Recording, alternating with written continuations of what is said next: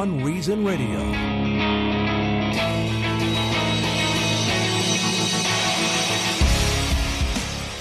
So, unfortunately, I have to start the show with some not-so-good news. Charles Krauthammer, a longtime Fox News contributor, Pulitzer Prize winner, Harvard-trained psychiatrist, and best-selling author, who came to be known as the Dean of Conservative Commentators, died today. He was 68 years old. This is according to Fox News. His death had been expected after he wrote a heartbreaking letter to colleagues, friends, and viewers on June 8th that said in part, "I have been uncharacteristically silent these past 10 months. I had thought that silence would soon be coming to an end, but I'm afraid I must tell you now that fate has decided on a different course for me. Recent tests have revealed that the cancer has returned. There was no sign of it as recently as a month ago, which means it is aggressive and spreading rapidly. My doctors tell me their best estimate is that I only have a few weeks left to live. This is the final verdict. My fight is over." And that fight ended today as Charles Krauthammer, conservative commentator, dead at 68. Brett Baer from Special Report on Fox News, who talked to him almost every day at one point, said this on Twitter today, said, "R.I.P., good friend. I'm sure you will be owning the panel discussion in heaven as well, and will make sure your wise words and thoughts, your legacy, will live on here." And I have to say, if you've listened to this show for, the past couple of years, like I said, it's been a little while since Charles Krauthammer has really said much of anything, but he was supposed to come back, and unfortunately he died. But if you've listened to this show for the past couple of years, you know that I try to play a voice of reason of the day. And there was quite a few times when Charles Krauthammer was on Fox News and other places where he was a voice of reason, and I would play his comments on this show because he was so many times a voice of reason. Now, I know a lot of you started not to like him because he wasn't the biggest Trump fan, but his columns and his comments on so many issues were really wise, and he really was a voice of reason, and he really is going to be missed. Big shoes to fill for Fox News. So I had to start the show with that. So this is Beyond Reason Radio. I'm your host, Michael Yaffee, the voice of reason in a world that is beyond reason. We're on until 9 p.m. tonight, right here on News Radio 102.5 WFLA. If you miss any of the show, catch the podcast anywhere podcasts are available. We also have Mr. Tom Benson as well, who is producing tonight. And how are you, Tom? I am doing fine. It is indeed sad news about Mr. Krauthammer. What I really enjoyed about his commentary was it was sensible. It made sense. Whether you agreed with him or not, there's logic there. And it was a hard voice to ignore. That is a really good point, because you say sensible and logical. That is so needed in today's world. You know what I mean? Mm-hmm. We don't hear enough of that. Everything today in political speak is extreme, is loud, is boisterous, is heated, is angry. And, Charles Krauthammer would come on Fox News or other panels, and he would just state his opinion, state the facts, state the logic, do it in a pretty calm manner, and it was good for the discussion of this country. And so you're exactly right, Tom Benson. It's his voice is gonna be missed. There is no doubt about it.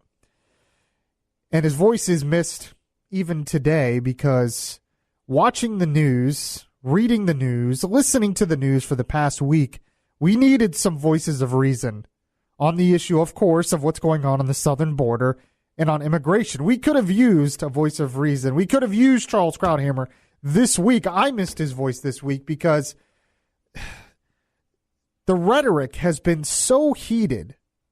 You think we would maybe eventually get over this overreaction to stuff dealing with President Trump. I've been talking about it since his campaign. how the left has just overreacted to everything this guy does. And you would think eventually we would get sick of it, but no, it seems like every issue, it gets ratcheted up even more and gets ratcheted up even more. And, I hosted Good Morning Orlando on Monday morning. And over the weekend, I was doing the usual show prep. And I got to tell you, I was extremely frustrated doing show prep because so much of the coverage was Trump is separating families. He doesn't have to separate families. Why doesn't he stop it? That was pretty much most of the coverage I was seeing, I was reading, I was hearing. And I wanted to know, and I'm like wanting to know what's actually happening. I wanted to know what the facts are on the ground. Why is this really happening? What is actually happening? And that's not what I was getting. And you're laughing in there, Tom Benson, because you agree. You must have noticed it as well. No, I have my own little theory as to why it all happened. It was to gin up the base for Trump. Oh. He wanted another, I'm tough on immigration. I kept the promise, and there you go. But on the other hand, it's not a good law that he was enforcing. Well, that's Abraham Lincoln in 1861 said, if you want to get rid of a bad law, enforce it. Oh, yeah, that's a really good point. But I mean, you're talking about the different politics of it.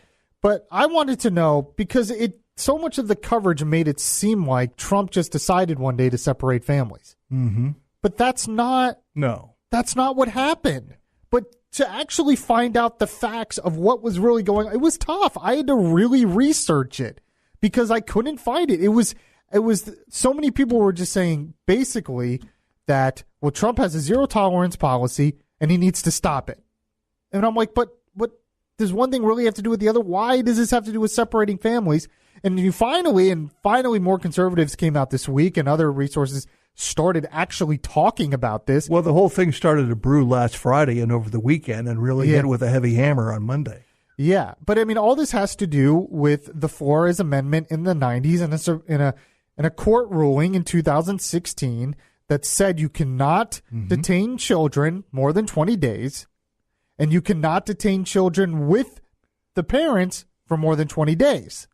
So if you're going to have a strict immigration policy where you enforce the law, which is what Trump is doing, he's enforcing the law already on the books. It's a strict enforcement, but it's still enforcement. Mm-hmm. The only way you could prosecute the criminals is separate the children, just like we do with U.S. families.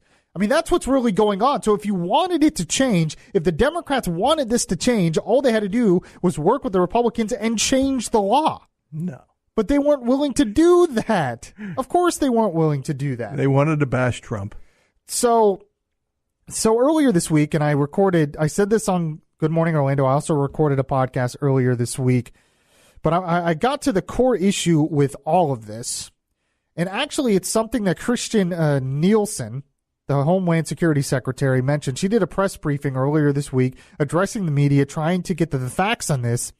And she said one thing that should have caught everyone's attention, that caught my attention, and she's exactly right, and it was a point I was making as well. This is what she said.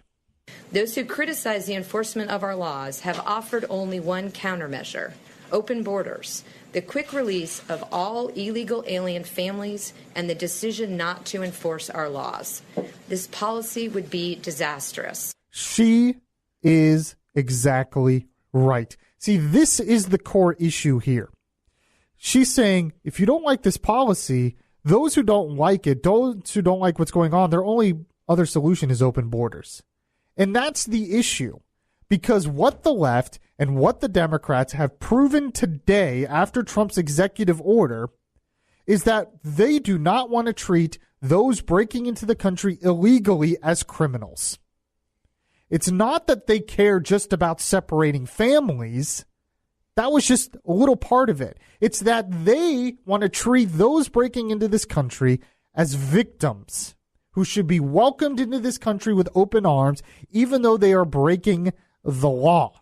Conservatives and Trump supporters understand, no, you can't just break into the country illegally. We are an orderly nation. We are a nation of laws. We have a process. You have to follow the process. If you don't, you will be prosecuted. But the Democrats were never going to be happy with that at all.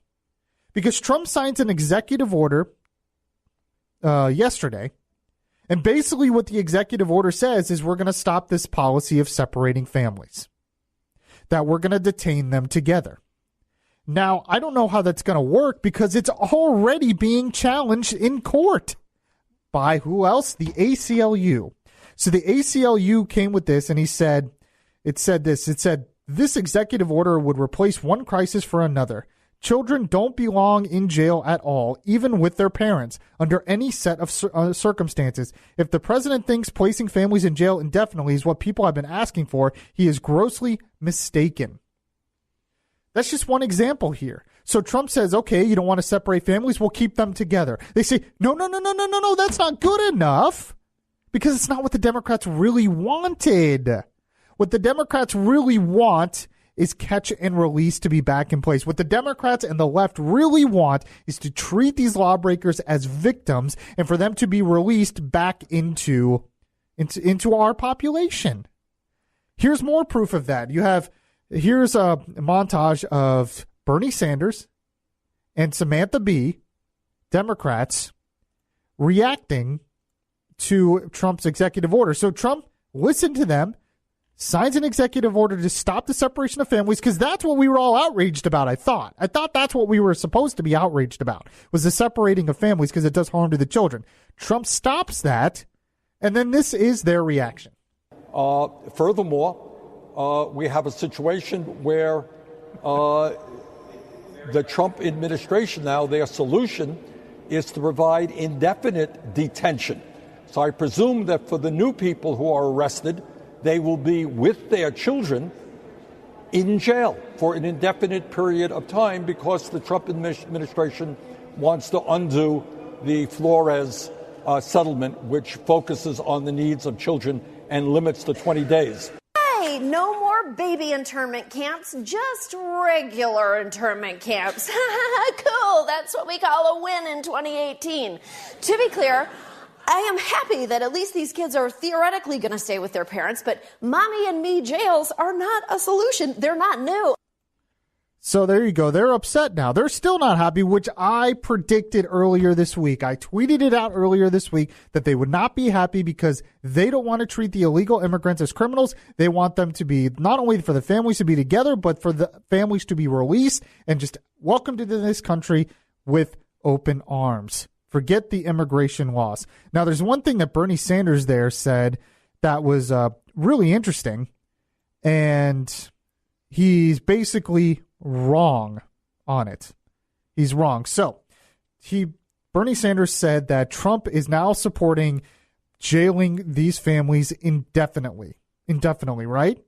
Well, Marco Rubio tweeted out, and he responded to it, and this is what he said. He said, just heard Senate colleague on floor say U.S. detains immigrant children indefinitely and indiscriminately. That is patently false. This is what Rubio said. They are entitled to due process hearings, so not indefinite. So what Bernie Sanders there said is wrong. He is lying. It is not indefinite because they are entitled to due process. It will be until they are seen in court and either prosecuted and deported or whatever happens next. He said they are entitled to due process hearings, so not indefinite, and only applies to those who enter unlawfully, so it's not indiscriminate. Rubio's really actually been a voice of reason on a lot of this because, which is surprising because Rubio's in the past has been pretty soft on immigration. That's what a lot of conservatives did not like about him.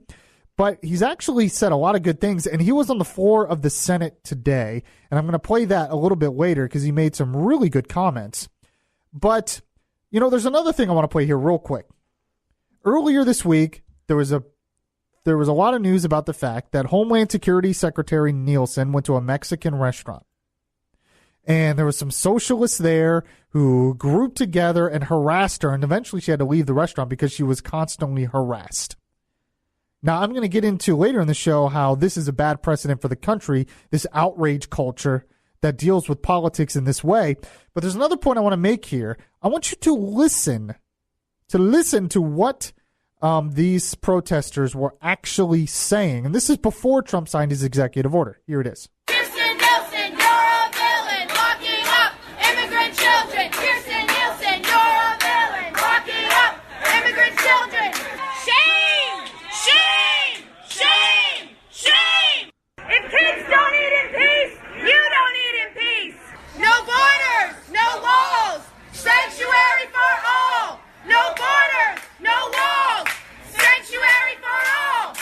So what did they say there at the last part of that?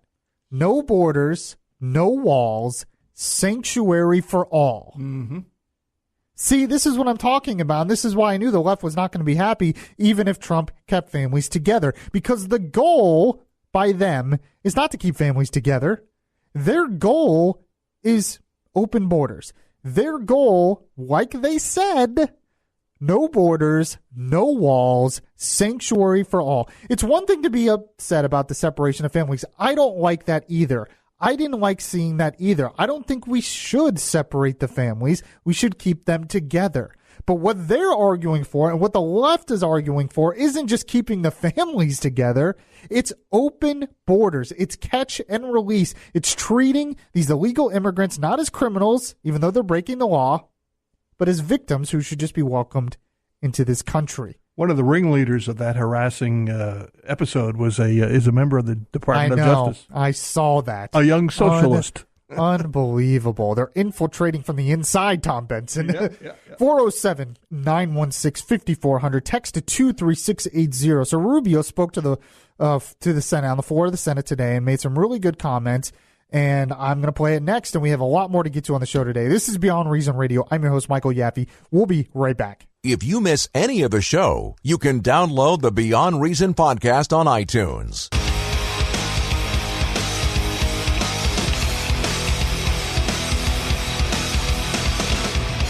The place where we talk faith, culture, and politics. Beyond Reason Radio continues. All right, so I want to say a tweet. This was Marco Rubio right after Trump signed his executive order stopping the separation of families. This is what he said. He said, the ink isn't even dry on the new executive order ending separation policy, and some Democrats already arguing that keeping families together isn't enough. That's what I talked about in the last segment. Rubio continues on. He says, now they want them and their parents released after unlawful entry, knowing full well that high percentage will never appear for hearing. That's exactly right. And this response by the Democrats was entirely predictable. I predicted it because what the Democrats want and what they've wanted from the beginning isn't just keeping families together. It's allowing the whole families to be to come into this country and to stay in this country. Basically, open borders, welcome them with open arms. This is Beyond Reason Radio. I'm your host, Michael Yaffee, the voice of reason in a world that is beyond reason. If you have any comments, you can call 407-916-5400, or you can text to 23680, where standard and message and data rates apply. One person, or on Facebook Live as well. You can like the Beyond Reason Radio Facebook page, or you can follow me on Twitter at Beyond Reason R. One person, Bobby, on the Facebook Live video said, wonder how people that come here illegally feel about all of this. So that's a good point as well. So Marco Rubio, surprisingly enough, has been a pretty good voice of reason when it comes to what's going on at the border and immigration. He used to be pretty soft on immigration, but I got to give him credit where credit is due. In the past few days, I've heard comments on him talking about this, and he's been exactly right on what's actually going on. We get caught up in the emotion of it, and we get caught up on the idea that, okay, we don't like that Trump is separating families. But it's not just Trump. It's a byproduct of a strict enforcement of the law. But what we have is Marco Rubio was at the floor of the Senate today. And I just read you his tweet when he was talking about what the Democrats are reacting. And he continued on with this point, making a point about the Democrats. What do they really want? Do they really just want open borders? Here's what he said. Their argument was, number one, do not detain the children at all. Keep the Flores settlement in place. Don't detain the children. Number two, don't separate the families. So that means not only can you not detain the children, but don't detain the parents. So let them go. And number three, if they don't show up for their hearing and you eventually run into them, don't deport them either. So if we're not going to detain children, we're not going to detain parents, and if they don't show up for the hearing, we're not going to deport them unless they're violent criminals, then the de facto policy is if you come to the United States alone, you will be detained and returned. But if you come to the United States with children, you will be released and never deported, potentially. Is he not right? I mean, he's exactly right. He says, well, if you're not going to detain the parents separate from the children, and you're not going to detain the parents with the children, then basically you are de facto saying, going back to the catch and release, which is going back to sort of an open borders policy, because they well know that many of those who are released do not come back to court and stay in this country illegally. So, I mean, is he wrong? No, he's right. And his whole point in bringing this up today was that Congress, this executive order by Trump, isn't going to go far enough. It's already being challenged in court. But his point was Congress needs to act because the laws are screwed up. And it's Congress who makes the laws. So Congress needs to act. They can't just depend on this executive order. And by the way, Trump's executive order is really problematic in so many ways because he's basically caving into the narrative of the left that Trump could stop this. And Trump said, no, I can't really stop this because I'm following the law. The laws need to change. It's up to Congress. And then he signs an executive order effectively saying he can stop it. So he caved and broke his own narrative. It's so problematic. But then it's going to be challenged in court and all this other stuff. It's really just a mess. But Rubio here makes another really good point I want to play next. And he talks about why you cannot have a policy, you cannot continue this policy of catch and release, and you cannot continue this policy of wanting open borders. That there's a reason why you have to start prosecuting those who enter this country illegally. And actually, it, in the big picture, is a very compassionate reason. He makes a lot of good points here, and this is what he said. Now, I want to tell you, and this is not conjecture, okay? I already told you, I know people. I want to tell you the perception that creates. It creates the perception, it creates the incentive. People can argue about whether dividing families is a deterrent or not. I don't even want to make that argument because I don't think that's a deterrent we should use as this nation. It's not who we are, it's not who should we. We should never say we're going to punish your kids in order to keep you from doing something. But I can tell you that whether or not it's a deterrent, it is most definitely an incentive to have a policy that says if you come alone, you'll be apprehended, detained, and returned. But if you come with kids, we're going to let you in. Because it is true.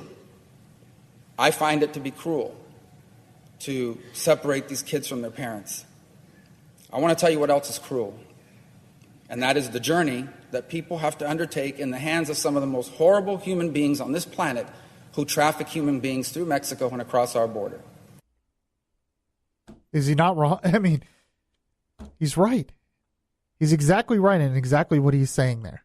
That when you are not enforcing the law, because what was happening is they were coming to the ports of entry. So you had all these so-called asylum seekers coming to the ports of entry. Well, you can't let them all in. There was thousands of them coming, and it was being backed up, and you can't just let them all in, so they were being turned away. So what they would do is instead go around and illegally enter the country and break the laws. But not only that, is a lot of these kids are being smuggled in by very bad and very dangerous people, and this just encourages more of that. So you're incentivizing more kids, and you want to talk about the harm of separating families or the harm of putting them in these detention centers. The real harm that is facing these kids is the trip up here from Central America. That is very harmful. What has happened to a lot of these kids is devastating. That's before they get here. Now, you would think then maybe one of the solutions here is to actually try to solve the root of this problem. Well, what is the root of this problem? Well, you have a few Central American countries who are basically having a lot of issues with drug cartels and other things. So maybe we need to address with some foreign policy how best to solve this problem. Now, Tom Benson is taking a call here real quick, but I want to play another cut from Rubio in just a sec. I don't know if this exactly solves the problem here, but Rubio at least is trying to address the core problem, which is to address what is going on in these Central American countries that makes a lot of these people want to leave those countries, travel through Mexico, and come to this country. That could be at least one solution. Nobody's really talking about that. At least Rubio's trying to address it. And here's what he said on that. We have this incredible instability. in places like Honduras and El Salvador and Guatemala. And one of the responses to it, which I strongly support, we'll fund it again this year, is something called the Alliance for Prosperity. It is probably, in the long term, the best thing we can do to deal with the problem we have right now. And what that does is it builds the capacity of the governments in those countries to deal with those gangs that are threatening people, to create economic opportunities so people don't have to leave. By the way, this migration isn't good for those countries. If you're Honduras and your youngest, hardest working people are leaving, how are you going to build your economy in the future? They don't like it either. We need to help them, and we're trying to, and we're doing that. But that takes time to work. And if you don't think that works, then I ask you, why don't we have a migratory crisis from Peru or Chile or Uruguay or Colombia or Brazil or Argentina or Costa Rica or Panama? We don't have migratory crises from those countries because while they don't have America's wealth, you can find a job, and you're not being threatened every day by a gang. So the more we could do to help countries reach that point, the less migratory pressure we will have. That is by far the most effective border security measure we could take if it works. We have to make sure that it works. So there you go. At least he's trying to address the core problem. I don't hear many Democrats or anyone really trying to address the core of the problem. Why? Because they would rather attack Trump for separating families. You have Time magazine putting out on their cover Trump next to a crying baby. And this is America now because Trump hates babies, apparently. Is Time still in business? I guess so. I don't know. Have you seen an issue lately? Thin, paper thin. Is it really? Oh, there's no ads. Very interesting. Mm-hmm. Yeah, I don't know. I guess they try to make all their money online now. 407-916-5400. Text to 23680. So the other issue that is kind of spurred from all this is how we react to these debates in our culture now. Because everything is outrageous. Everything is heated rhetoric and heated emotion instead of actually having a civilized debate where we try to solve the policy. Now, both sides do this. This week has been an example, definitely how the left has been doing this. And I want to get into some of that. And I have some voices of reason on that as well. This is Beyond Reason Radio. I'm your host, Michael Yaffee. We'll be right back. If you heart Beyond Reason Radio, listen to the Beyond Reason Radio podcast on iHeartRadio. Just download the iHeartRadio app and search Beyond Reason Radio.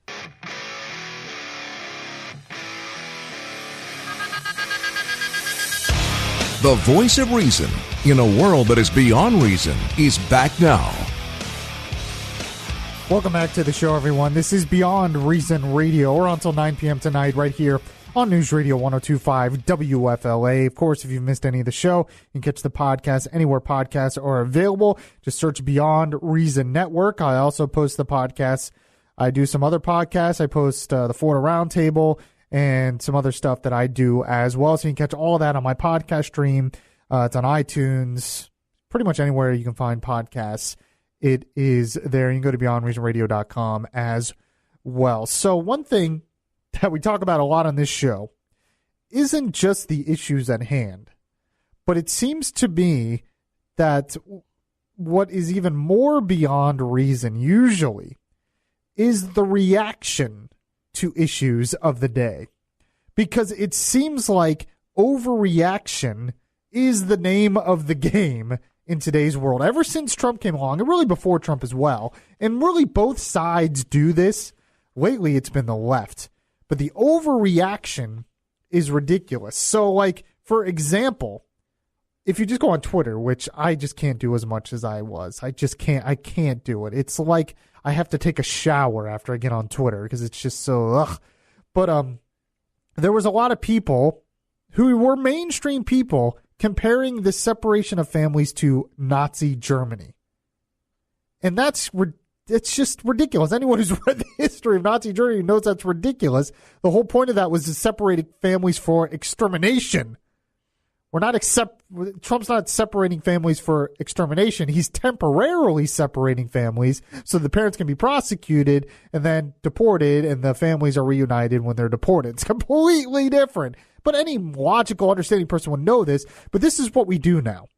Anytime the other side disagrees with you on something, they're all of a sudden Nazis. And it's just not a good trend for this country.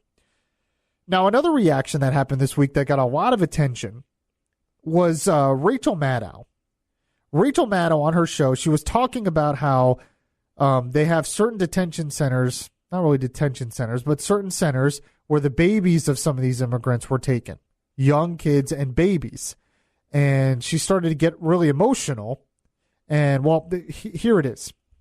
The AP has just broken some new news. This has just come out from the Associated Press. This is incredible.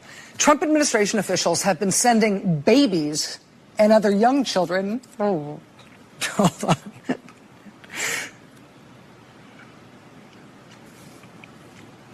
To at least 3.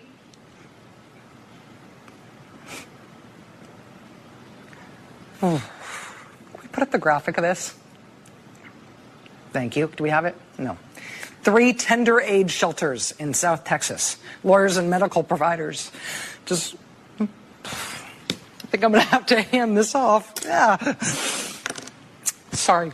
That does it for us tonight. We'll see you again tomorrow. Now it is time for The Last Word with Lawrence O'Donnell, where he is live in Brownsville, Texas.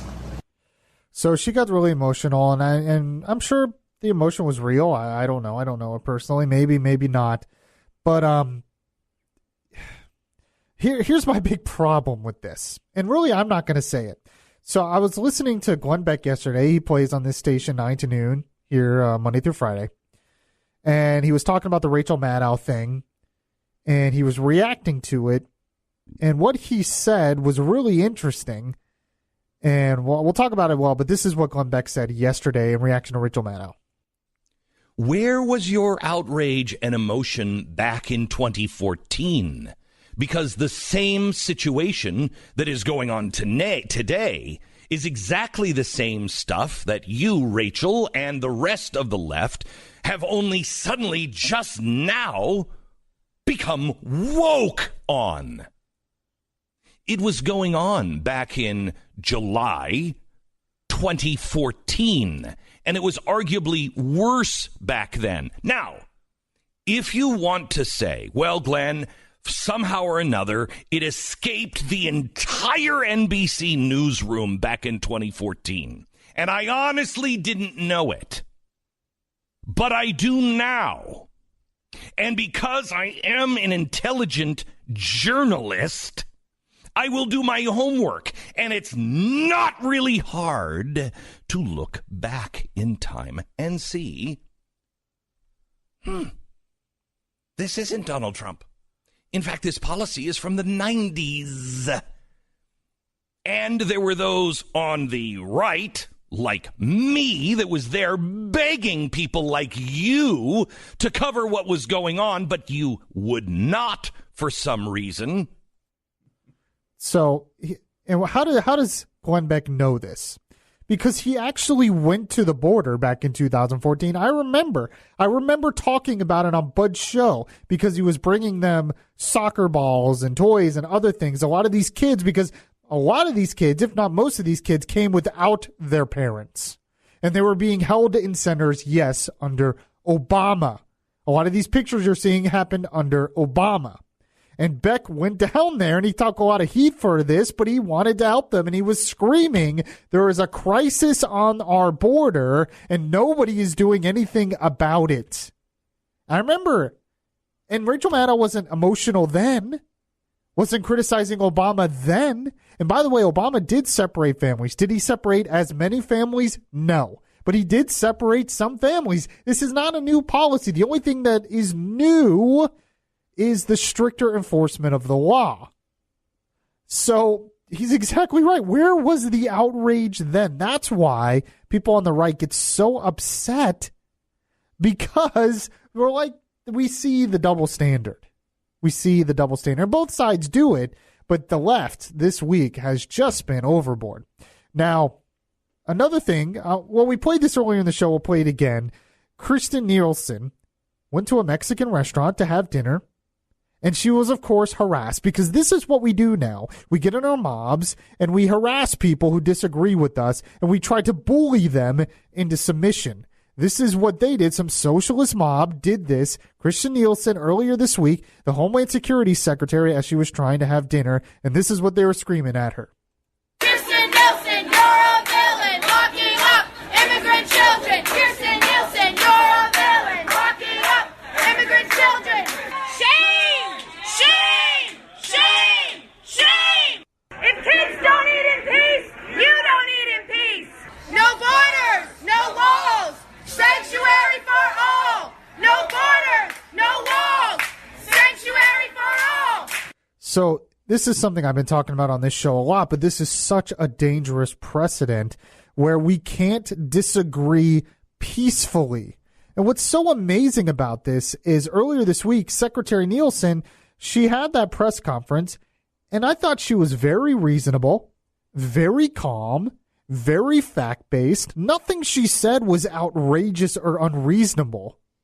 And the other fact is most Republicans didn't like the separation of families either. So if both sides didn't like it and we can actually come and have a reasonable debate on these subjects and actually reasonably talk with each other on these subjects, maybe we could actually solve the problem, which would be new legislation. But we don't want to solve the problems anymore. We want to pick sides and scream at each other so we can virtue signal to each other. That's the problem with this approach. So you're going to have reasonable people like Secretary Nielsen, who was reasonably explaining why this was happening, what was happening. Nothing she said was too outrageous, but yet this is how we react, where she can't even go out in public with her family. It's outrageous. So I want to play another voice of reason on this because he was exactly right. Ben Shapiro, young conservative commentator, he on his podcast yesterday talked about how this precedent and the overheated rhetoric and the fact that we can no longer civilly discuss these things is a real dangerous precedent for this country. Now, both sides are doing it, but the left, like I said, was really overboard on it this week. And Ben Shapiro is exactly right where talking about where this leads. Here's what he said. The more we alienate each other, the more we treat each other not as brothers but as enemies, the more we don't have decent conversations and instead leap to call each other the worst scourges of the earth, the more obvious it's going to become that we can't live together, and then you're going to get more reactionary politicians on both sides. It's going to turn into, every election is going to turn into Corey Lewandowski shouting womp womp and Peter Fonda shouting that CPB agents should have their houses surrounded by illegal immigrant activists. If you want the country to fray at the edges, this is how you do it. This is lack of a common culture. It's lack of a civil culture. It's lack of a belief that we are united as Americans in any serious way. Now, how much of the country really is into this? I don't think it's as large a percentage as everybody else does. But it doesn't have to be a large percentage in order to destroy our politics. The most extreme can pull everybody else along. And that is exactly what's happening. No, there's some people out there that are saying, well, this separation of families, even though it's lawful, it's still wrong. So that's why you have to have these protests or whatever. Well, I believe abortion is wrong. Okay? I think it's evil. Now, it's one thing to protest an abortion clinic or whatever, but I would never support going to a doctor's house who believes in abortion and protesting their house. I would never support harassing them in a restaurant as they want to have dinner with their families. I would never support talking about aborting, say there's a Democrat senator who, supports abortion and they have a kid or something. I would never talk about killing her unborn child or something like that. I would never go to that extreme because you still have to have civil debate in this country. But that's not what we can't do that anymore. We can't have civil debate, and when you do that, we are just pulling each other apart, and we're ruining the civil society and the common culture. 407-916-5400, text to 23680. This is Beyond Reason Radio. I'm your host, Michael Yaffee. We'll be right back. It would be beyond reason not to listen to Yaffee on your TuneIn Radio app. Download the app today and search Beyond Reason Radio.